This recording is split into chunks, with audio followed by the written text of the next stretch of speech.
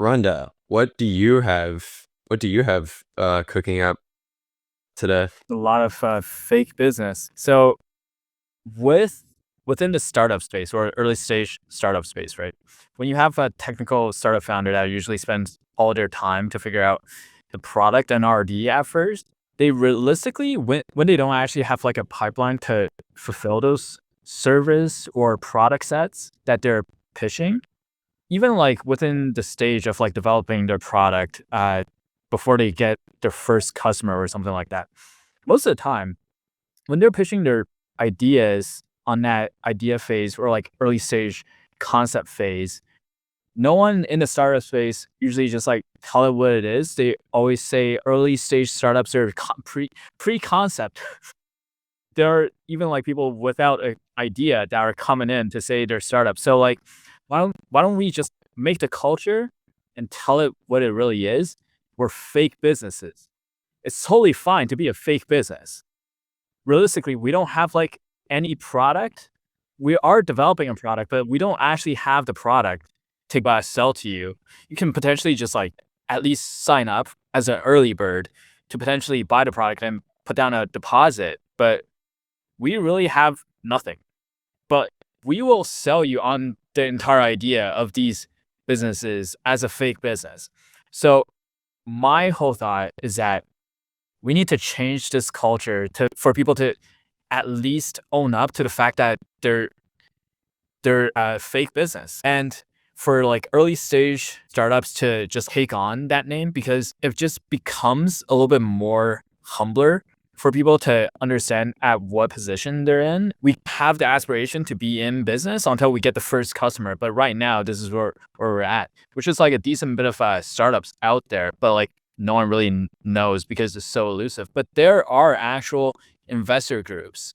If your startup idea actually needs capital for that R&D, there are investor groups that are there to invest in these early stage startups. But then you need to be like fairly apparent on like your language. And then to me, I think we can create a fake business network. Just have these groups of early stage startups to introduce their concepts as content for the viewers to essentially create these 1 minute pitch videos of their fake business. And then essentially they would own up to the fact that it's a fake business, but then they would totally pitch it as a legit business and product proposition on like why it's innovative and then what they're going to do in their special kind of like technical development. And then create those content. Maybe it's an Instagram meme page or like these TikTok pages. And then as long as there are enough people engaging, either hearting or like watching the video of their pitch, that's essentially all these initial early stage founders really want is just capturing that attention, because that's what they really lack is people understanding their idea and getting people to also feel a certain level of affinity within their idea. And then that's how you kind of like get the word of mouth spreading. And all these like, whether if it's like investors or partners or early employees on board into buying into that initial early stage business, but it's a fake business with just that content page and then a series of almost like these Y Combinator 1 minute pitch videos, but it's all 1 minute pitch videos of these fake business. It will be the fake business combinator, F Combinator. So if that content series gains enough traction within these early stage investors or like startup networks, and then it becomes like relatively a thing, a memeable thing, I would then forward it over to the next stage, which is the fake business conference. So imagine like, I guess like there's a medium stage of like the fake business pitch competition where we actually like fund fake businesses, but then the fake business conference is really what I want to make, which is it's an ideas focused conference for concept to pre-seed stage startups. And then since there'll likely be a large number of like pre-revenue startups out there anyways, just have all the startups within these conference goers have their badge just be giant and say it's a fake business. They're the founder of fake business. Once the content page has like that in mass, I would probably do pitch competitions at first and then level up into the huge fake business conference. It's a little bit of satire. You gotta be like a little bit owning up to the fact that, oh, this is somewhat satire, but then like at the same time, if you get the right level of like network that you're looking to get within that initial partnerships and investors, I think like it's really different and it shifts the culture a little bit, and then it will actually gain traction in terms of like attention and eyeballs. If I was just like coming into this, I would just make a video where I'm like, imagine a car that runs on your leftover food that you didn't eat and takes you anywhere around the world for free, costs you nothing. And then see how people respond to that. And yeah, I mean, you could probably do stuff that's less absurd and more rooted in reality, and really just sort of position it as like, yeah, we're the Y Combinator, but like the meme one. We make meme businesses, and like that. The best way to test that would be by making content about the ideas. It actually would really, if you think about it, it's a very similar concept to this very podcast, but just in a different form. It's like a very high end version of this pod that's actually an idea studio that is basically selling these selling these ideas to VCs with them being validated by social media. Two things. Number one, this needs to exist.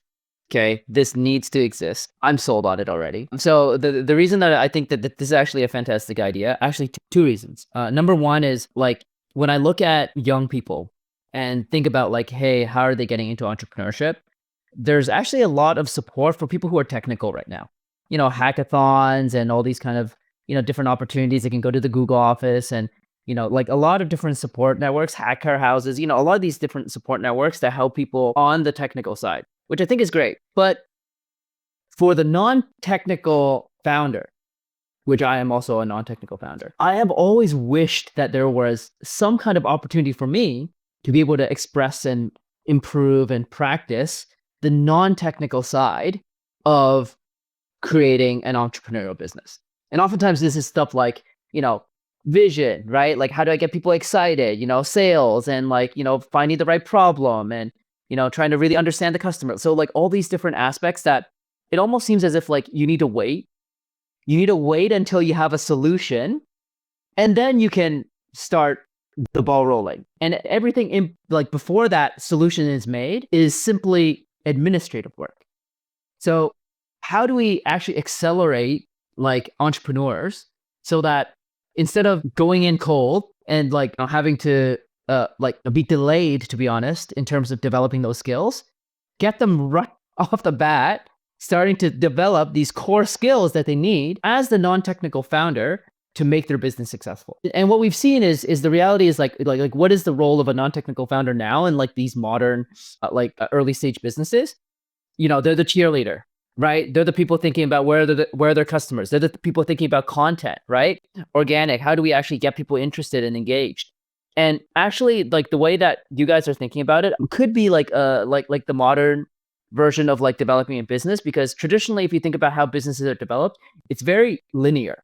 Like two guys get into a room, or like us even here, like just talking about it and like, okay, we're ideating, but then somebody has to go ahead and build it. And then only after somebody builds it, then we bring it in front of the market and like, I don't do a beta test or something like this, right? So it's a very linear process. But what if we could flip that on its head and take advantage of the fact that social can help validate or invalidate a lot of these ideas without having to put any of the work into it, as long as the social, like being able to do the social is like cost effective. And I think what you guys are describing is that it is cost effective now, right?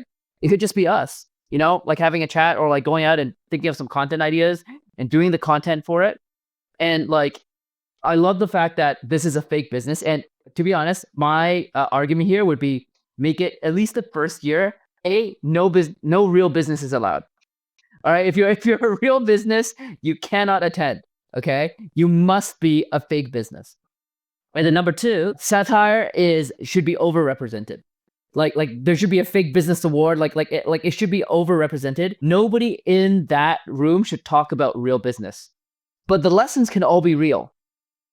But the businesses must all be fake. Real lessons, fake businesses.